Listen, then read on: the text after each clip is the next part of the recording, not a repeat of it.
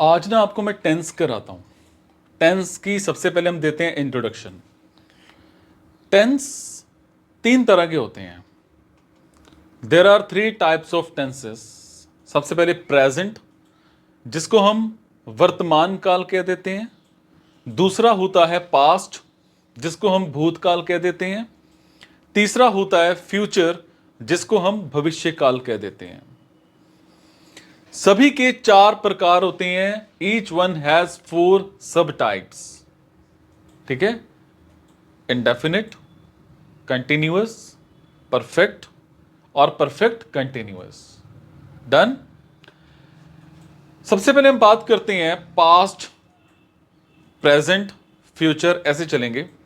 Past में क्या आता है? इंडेफिनिट, कॉन्टिन्यूअस, परफेक्ट और परफेक्ट कॉन्टिन्यूअस। मतलब past indefinite, past continuous, past perfect और past perfect continuous. Present indefinite, present continuous, present perfect और प्रेजेंट परफेक्ट कॉन्टिन्यूअस। ऐसे ही future indefinite, future continuous, future perfect और फ्यूचर परफेक्ट कॉन्टिन्यूअस। डन। उसके बाद tense के helping verbs क्या होते हैं? प्रेजेंट टेंस हेल्पिंग वर्ब्स जैसे do, does, is, am, are, has, has been, have been. ठीक है। पास्ट टेंस के हेल्पिंग वर्ब्स क्या होते हैं? डिड, वाज, वर, हैड और हैड बीन। ठीक है। फ्यूचर टेंस के हेल्पिंग वर्ब क्या होते हैं? Will, will be, will have और विल हैव बीन। डन। अब हम बात करते हैं प्रेजेंट इंडेफिनिट की। इस टेंस में मेनली क्रिया के साथ ता, ते, ती का यूज होता है। ठीक है। एस और ES in the verb in present indefinite for third person singular. ठीक है। When to put ES with the main verb, with the main verbs ending with the letter O, जैसे goes, does etcetera. With the main verbs ending with SS और SH, जैसे kisses या misses. ठीक है। या फिर passes, pushes, rushes etcetera. Done. With the main verbs ending with X, Z Z और C H, जैसे फिक्सिस, रिलैक्सिस, बजिस, कैचिज, रीचिज एक्सेट्रा। ठीक है। With the main verbs ending with consonant plus y, such main verbs end with y, but y is preceded by a consonant, that is B, C, D, F or G, etc. In such cases, we first change y to I and then put es. जैसे cry, CRY, इसका क्या बना? Cries, CRIES। जैसे marry, MARRY, इसका क्या बना? Marries, MARRIES। जैसे try, TRY, इसका क्या बना? Tries, TRIES। जैसे फ्लाई, FLY, इसका क्या बना? Flies, FLIES। Done. When not to put es with the main verb, with the main verbs ending with vowel plus y, such main verbs end with y or y is preceded by a vowel, that is a, e, I, o, u. In such cases, we simply put s.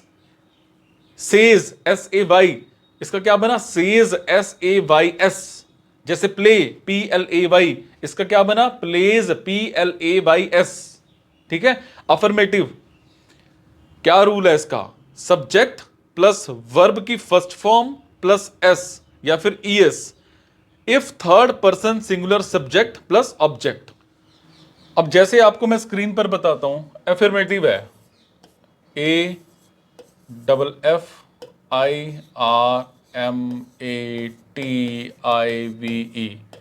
ठीक है। इसका क्या rule है?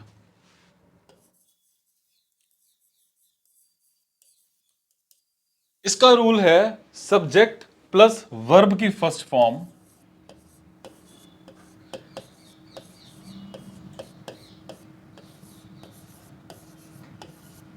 ठीक है, verb first form done, समझ पा रहे हो, plus S comma E S, ठीक है। इफ अगर थर्ड फॉर्म जो है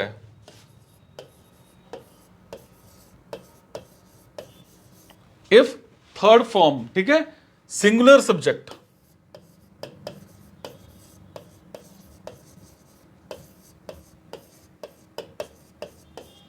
सिंगुलर सब्जेक्ट प्लस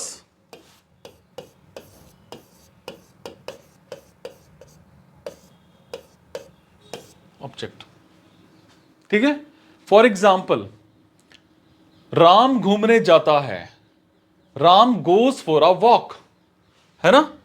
मैं खेलता हूं, मैं खेलता हूं, आई प्ले। अमन मेरे साथ खेलता है, अमन रहता है, अमन लिव्स विद मी। हम हंसते हैं, वी लाफ। वो मरीजों को रक्तदान देते हैं या करते हैं, ठीक है, they donate blood to the patients.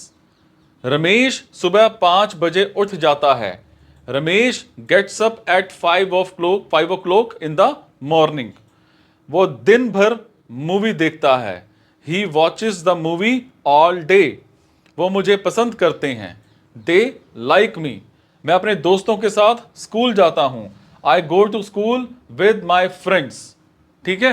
वो कार चलाना जानता है, he knows how to drive the car. Done.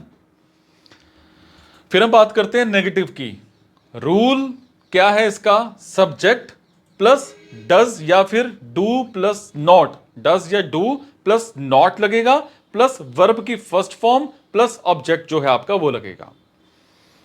If subject जो है third person singular, we use does not, otherwise do not, ठीक है। जैसे फॉर एग्जाम्पल, वो प्रतिदिन स्नान नहीं करता है, he does not take bath every day. मैं नहीं खेलता हूं, आई डू नॉट प्ले। वो लोग मेरे साथ नहीं रहते हैं, they do not live with me. उसके माता पिता उस पर भरोसा नहीं करते हैं, his parents does not trust him.